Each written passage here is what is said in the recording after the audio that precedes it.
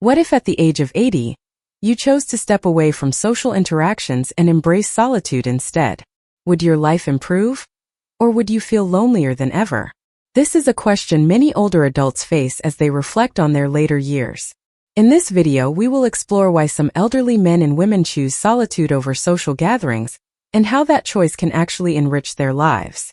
Through real-life stories, we will highlight how avoiding certain social engagements is not always a result of sadness or isolation, but can be a source of peace, fulfillment, and self-discovery. If you're new to the channel, don't forget to subscribe and turn on notifications so you don't miss our thought-provoking content. Section 1. The story of Mr. Henry seeking solitude for mental clarity. Mr. Henry, an 81-year-old widower, had always been known for his sociable nature. For years, he actively participated in family reunions, community events, and neighborhood gatherings, believing that these interactions were the key to happiness. However, as time passed, he began to notice how these social events drained him rather than energized him. The lively conversations, constant noise, and unspoken expectations became overwhelming. What once felt like joyous occasions now felt like emotional burdens. He remembers one particular evening at a family dinner. Despite being surrounded by familiar faces and cheerful laughter, he felt a deep emptiness. It was in that moment he realized that what he truly craved was peace and space to process his own thoughts. Mr. Henry loved his family dearly, but the constant hustle of social interactions was preventing him from connecting with himself. Determined to regain his mental clarity, he decided to take a step back from frequent gatherings. It wasn't an easy decision.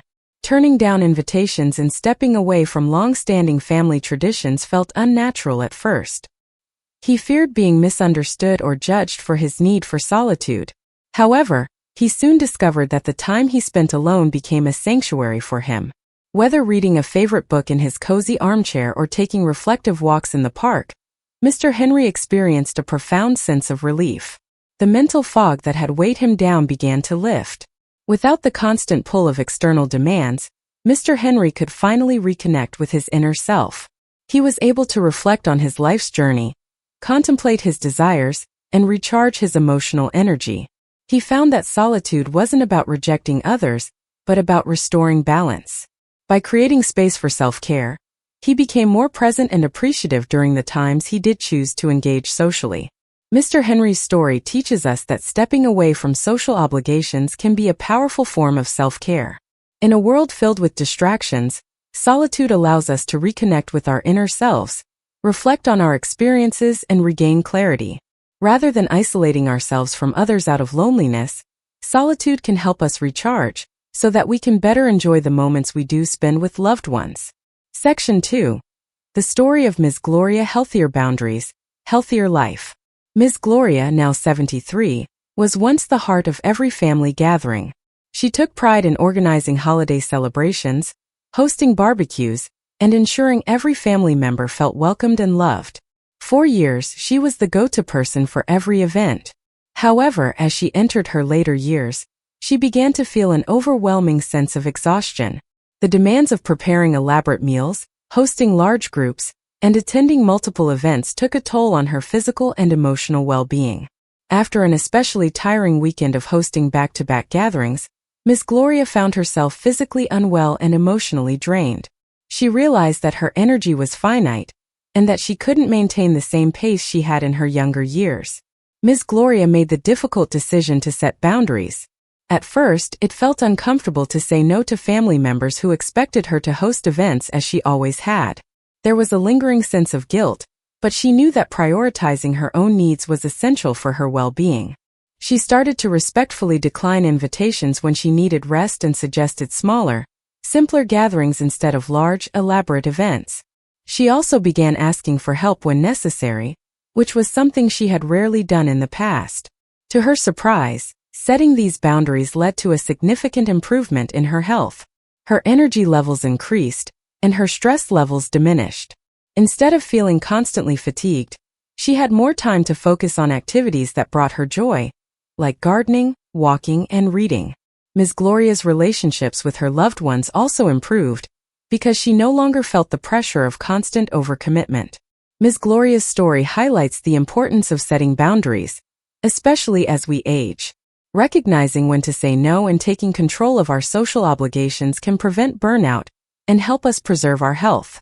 Avoiding unnecessary social pressures isn't selfish, it's a vital part of maintaining balance and ensuring that we have the energy to fully enjoy meaningful moments with the people who matter most.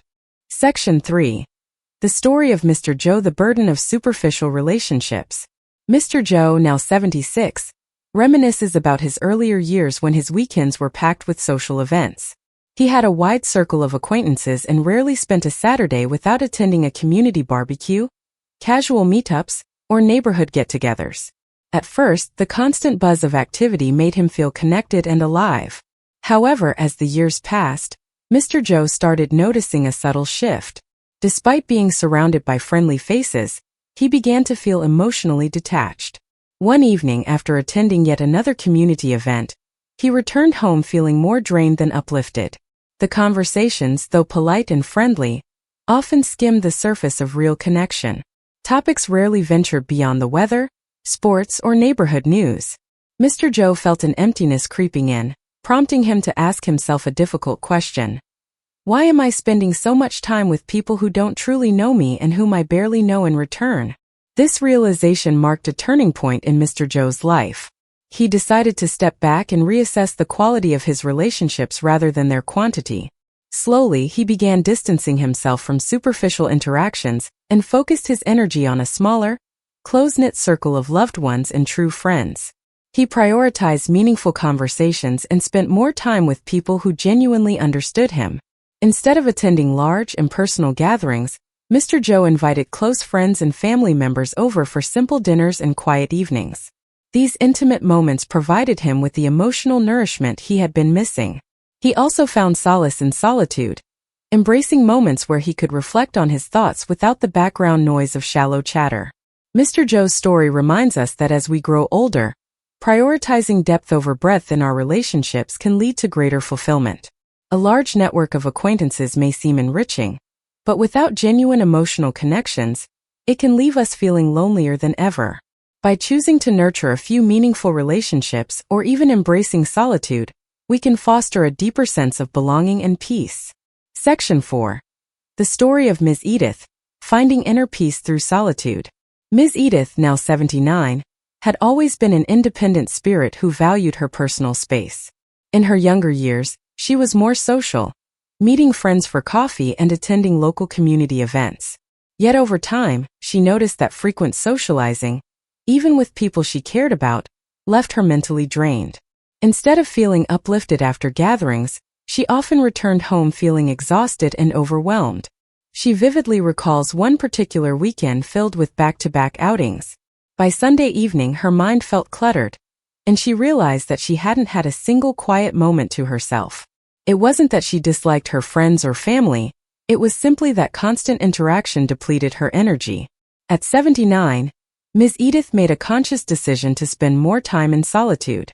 She began taking long walks near the serene lake by her home, where the stillness of nature helped her reconnect with her thoughts.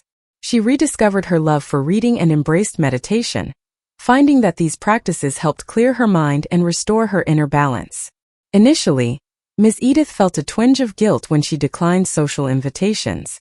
However, the more she immersed herself in moments of solitude, the more she felt a profound sense of peace. The background noise of the world seemed to fade, allowing her to hear her inner voice with newfound clarity. For Ms. Edith, solitude wasn't loneliness, it was a form of nourishment. She began to view her alone time as essential self-care, a time to recharge, reflect, and grow. In the quiet mornings spent meditating or afternoons reading by the window, she discovered a wellspring of contentment that she hadn't realized she was missing. Edith's journey highlights that solitude, far from being an isolating experience, can be a source of deep inner peace.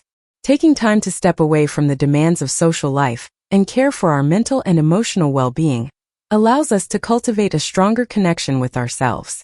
In solitude, we find the space to grow, heal, and rediscover our true selves. Section 5. The story of Mr. Frank prioritizing personal growth over social expectations. At 81, Mr. Frank had witnessed many changes in his life, But one of the most profound transformations came when he shifted from seeking constant companionship to prioritizing his personal growth. In his younger years, Mr. Frank was surrounded by a bustling social circle. He attended parties, gatherings, and community events, believing that an active social life was the key to happiness. Yet, as the years passed, he began to feel that these social obligations were not as fulfilling as he once believed. The turning point came during an obligatory social event, when Mr. Frank found himself exhausted and disconnected. While others seemed to enjoy the crowd, he couldn't shake the feeling that something was missing. After the event, he sat quietly at home and reflected on what brought him true joy. He remembered how much he loved reading and painting, hobbies he had long neglected in favor of staying socially active. This moment of self-awareness led Mr. Frank to make a significant decision. He began to say no to invitations that felt more like obligations and dedicated more time to exploring his interests. He dusted off his paintbrushes and returned to creating vibrant landscapes that captured the beauty of the world around him. He also immersed himself in books, learning new ideas and reflecting on life's bigger questions. As he spent more time nurturing his mind and soul, Mr. Frank discovered a deep sense of fulfillment that socializing had never provided. His days became richer with meaning, and he felt a renewed sense of purpose. What surprised him most was that this shift didn't lead to isolation. In fact, his closest relationships became even stronger. His family and friends respected his choices and admired his commitment to personal growth. Frank's story illustrates that personal growth can be more rewarding than meeting societal expectations of constant social engagement. By dedicating time to our passions and interests, we can cultivate a sense of purpose and joy that extends beyond the need for external validation. Section 6. The story of Mr. Robert, the power of peaceful isolation. Mr. Robert, now 74, had always been a dedicated family man who rarely missed a family gathering, holiday celebration, or birthday party. After his retirement, however, he began to crave something different. The pace of his life had slowed, and with fewer work-related responsibilities, he felt a growing desire to spend more time on his personal interests. He began by stepping back from some family events, not out of a lack of love for his family, but because he missed the hobbies that had once brought him so much joy.